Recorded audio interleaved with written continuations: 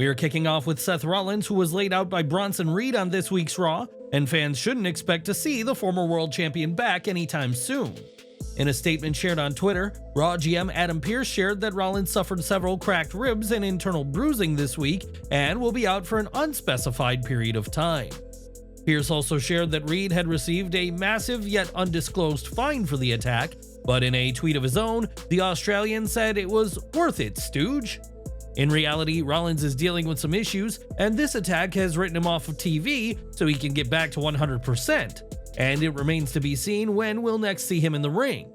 Do you think WWE is heading in the right direction with Bronson Reed's booking? Sound off in the comments below. The last time AJ Styles was on WWE TV, it was at Clash at the Castle, where he lost to Cody Rhodes, and not long after, he competed at Noah's Destination Show and WWE's Tour of Japan. In the run-up to this week's Smackdown, it was reported that Styles would be returning to TV, but the 2 hours came and went without an appearance. PW Insider reports that not only did Styles not return, but he wasn't in attendance, and it's added that WWE already has creative plans in place and decided it wasn't the right time for his return. Styles is still expected to return to WWE TV in storylines before Bash in Berlin at the end of the month, and were you disappointed he didn't return on SmackDown? Let us know below. As a professional wrestler, EJ Nduka has proven how tough he is in the ring time and time again, and was part of Swerve Strickland and Will Ospreay's feud before Forbidden Door. Nduka was aligned with Strickland's club, and at 6'8" and 285 pounds, the wrestler is not someone to mess with, as a passenger of a flight recently learned. On Twitter, the AEW star shared that he recently broke up a fight on a plane, and after the incident, a flight attendant thanked him for how calmly he handled the situation. They added that Nduka could have physically removed the fighters if necessary, and Nduka added that he ended the fight as he didn't want to be stuck on a flight with a drunk person. EJ Nduka most recently competed during the July 28th edition of ROH, and what he did was certainly an admirable act, and fans also appreciate him for his actions. What do you think of EJ Nduka stopping a real-life fight on a plane all by himself? Sound off in the comments below. Now, AEW has a massive roster of some of the most talented wrestlers on the planet, and one name who could soon be confirmed as All Elite is Tommy Billington. The son of the original Dynamite Kid, Billington has already made a couple of appearances in AEW, and his work has been praised online, causing the grappler to go viral. Fightful Select reports that according to talent close to Tommy, they say that he's been signed by AEW, but at this time, his signing has yet to be publicly confirmed. The talent the outlet spoke to also claimed that there was NXT interest in the 23-year-old, though it now appears that he has chosen AEW over WWE's Gold brand.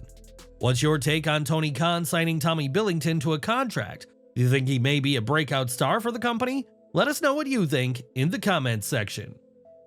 In January of this year, Deonna Purrazzo debuted on AEW Dynamite after a lengthy, highly successful run in TNA, where she was one of the company's very top knockouts. Before her TNA run began in 2020, though, Purrazzo was once part of WWE NXT, and it turns out that the promotion wanted her back after her TNA tenure was up. Speaking to Stephanie Chase, Purrazzo was asked whether she had any discussions with WWE about a potential return. She said, "I did. It kind of came down to a few weeks before I was a free agent of talking to everybody, talking to Triple H and William Regal. I talked to, obviously, Tony Khan, trying to figure out what the best direction for me was going to be. I felt ultimately, back before I went to NXT the first time, I was supposed to be on All In. I was supposed to be doing all these great things, going back to Japan. I gave all of that up to go to NXT. It didn't work out. I was very bitter about that, but it just didn't work out. I learned a lot about myself. I was hesitant to go back into that situation knowing how I was treated, wanting to avoid that at all costs. I felt like there wasn't trust there for me to squander this really great opportunity that I knew was there for AEW.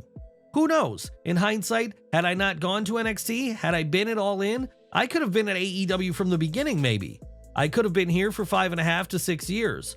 I was really worried that I would be giving up something really great for something that I already knew the potential outcome of." Purrazzo signed with WWE in 2018 and was part of the NXT roster, but only won a quarter of her matches with the company before her release in 2020. The virtuosa had many reasons for wanting to leave the company the first time, including feeling that she was passed over for television opportunities she believed she deserved more. What's your take on Deonna Purrazzo? Do you think she should consider a WWE return? Let us know what you think in the comments section. Recently, it's been reported that those in AEW believe the Lucha Bros will leave when their contracts expire, and it's also believed that the pair are set to join WWE. WWE is said to be heavily interested in Penta and Rey Fenix, and Penta's actions this week have added more fuel to the speculation that they'll soon be superstars.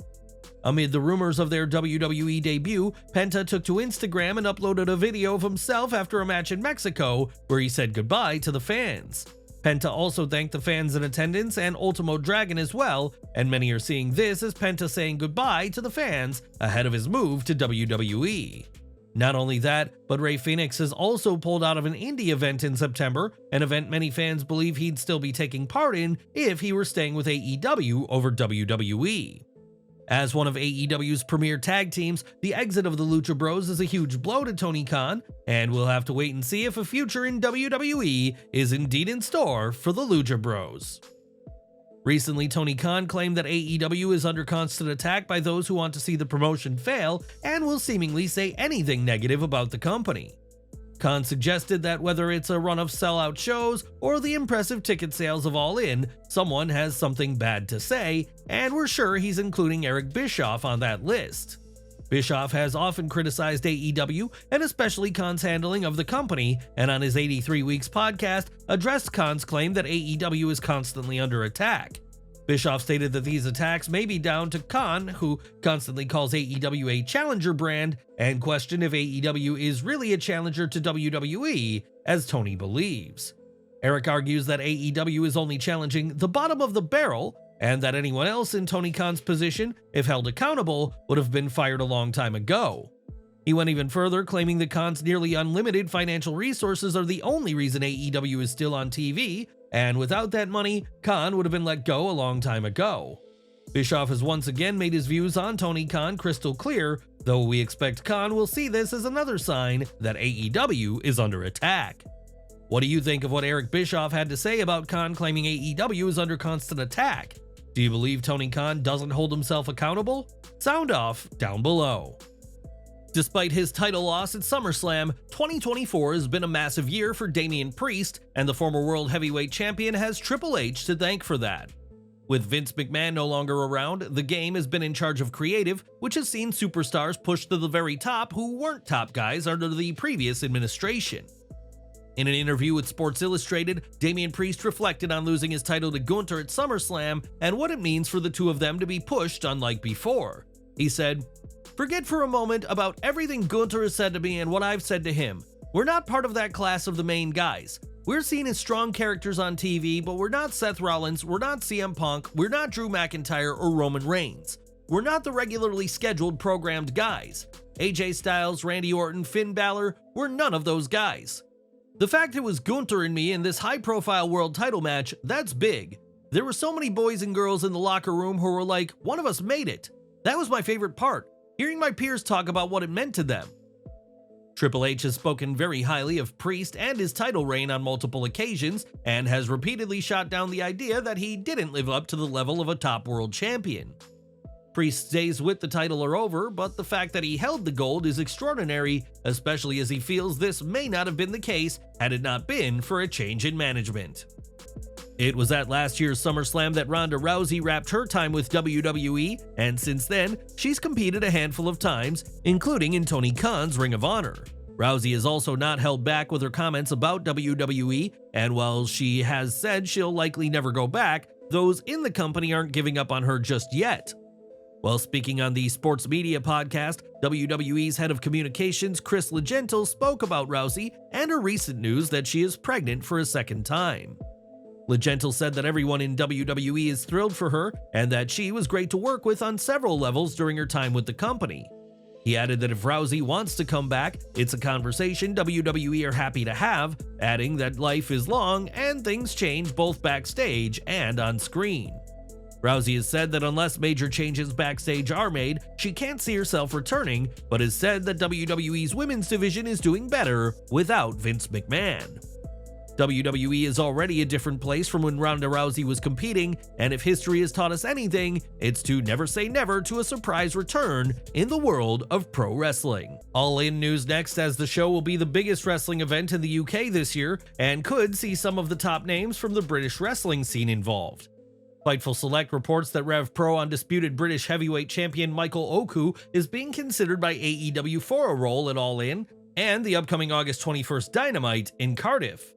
Oku is one of the biggest stars on the independent circuit today and will challenge MJF for the American Championship at Rev Pro's Summer Sizzler this weekend. Oku has even teased appearing at All In with a recent video compilation, and Fightful's report adds that Rev Pro's Amira Blair is also being considered for All In. All In promises to be a huge show, and don't be surprised if some of the biggest names from the UK get a spotlight in Wembley Stadium later this month.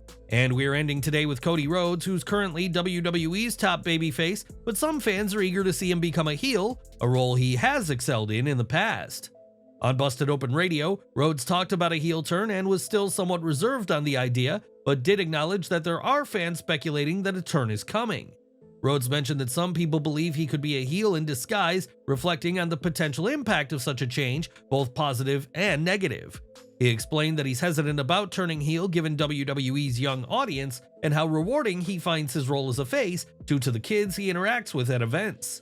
He added, "A lot of people think, under it all, this guy's not a babyface, he's a heel. I think people think of the potential that could come from What If. In my mind, I don't know how they would react to it. You want to be their guy, and you can't just say, hey, I'm their guy. You have to actually be their guy."